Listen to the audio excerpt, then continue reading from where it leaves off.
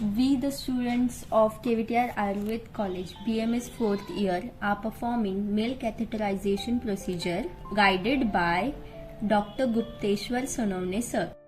Presented by catheterization of the urinary bladder is the insertion of hollow tube through the urethra into the bladder for removing urine. It is an aseptic procedure for which sterile equipments are used. Types of catheterization. There are three types of catheterization: intermittent, indwelling, or external.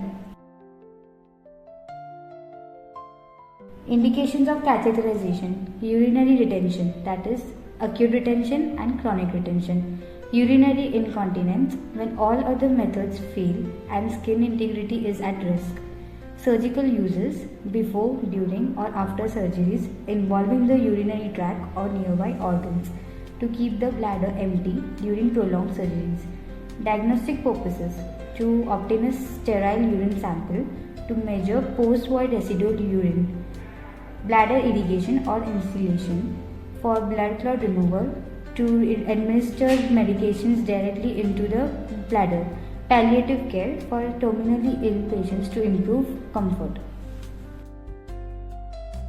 Contraindications: suspected urethral injuries like blood at the urethral meatus, perineal hematoma, pelvic fracture; severe urethral stricture where catheter passage is impossible or dangerous; recent prostatic surgery; active urinary tract infection; false passage risk; acute prostatitis.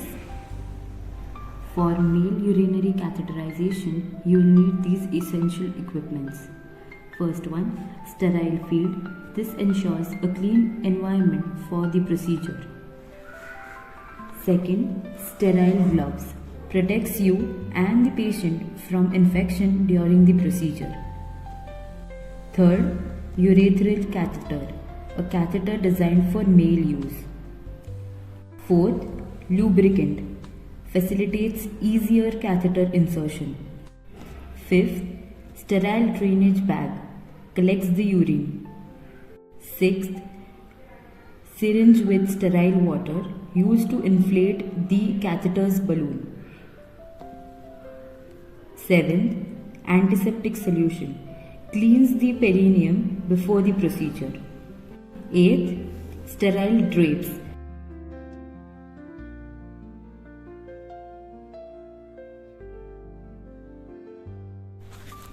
Parts of urinary catheter. Urinary catheter has these 7 parts. First one is catheter shaft, which is a flexible tube inserted through the urethra into the bladder to drain urine. Second one is tip, the rounded end that enters the bladder. Third is eyelets, which is a drainage hose, which are two small holes near the tip that allow urine to flow from the bladder into the tube. Fourth one is balloon, located just behind the tip, inflated inside the bladder, usually with 5 to 30 ml sterile water to keep the catheter in place. Fifth is balloon inflation pot, a separate channel leading to the balloon, usually marked and connected to a valve for sterile water injection. Sixth is main drainage pot, connects to a drainage bag or collection system. This is where urine exits the catheter. Seventh is color-coded connector, helps identify the catheter size.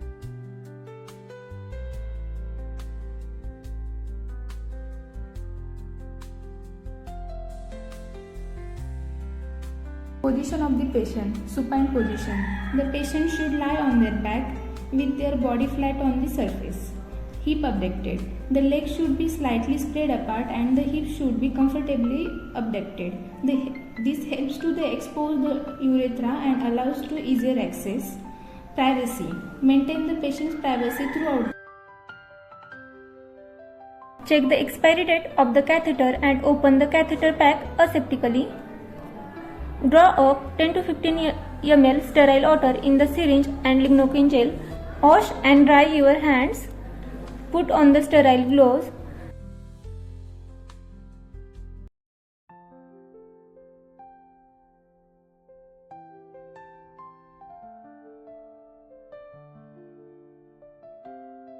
With your non-dominant hand, hold the penis with a sterile swab. Then, with your dominant hand, retract the foreskin and clean the area around the urethral meatus with saline-soaked swabs.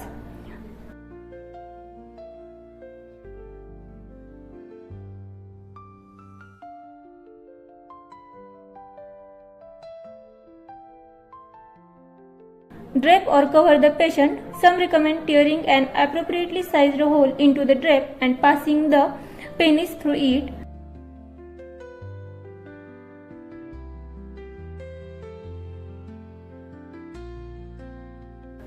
Apply the lignocaine gel to the catheter.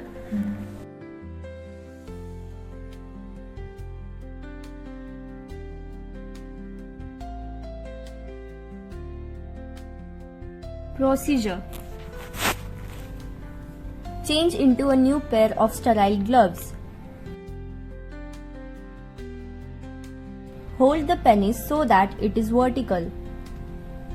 Holding the catheter by its sleeve, gently and progressively insert it into the urethra. Upon feeling resistance from the prostate, hold the penis horizontally so as to facilitate insertion. Once a stream of urine is obtained, inject 10 to 15 ml of sterile water to inflate the catheter's balloon, continually ensuring that this does not cause the patient any pain.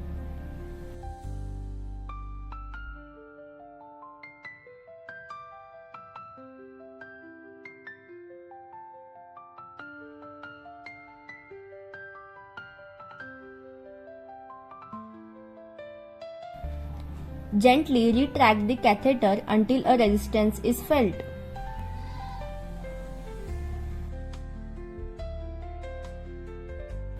Attach the catheter bag. Reposition of foreskin. Tape the catheter to the thigh. Ensure that the patient is comfortable. Post-operative. Check the catheter. Monitor urine flow. Keep the area clean. Secure the catheter. Empty the urine bag. Watch for problems. Encourage fluids. Disposal of catheter. After the use, you can discard the catheter in the normal trash bin. Second, the storage. If you need to store the catheter briefly before the disposal, ensure it is properly sealed in the bag to prevent leak or contamination. Complication of catheterization. Catheterization, while often necessary for medical treatment or monitoring, can lead to several complications. This depends on the type. Example, urinary, intravenous, arterial, and duration of catheterization.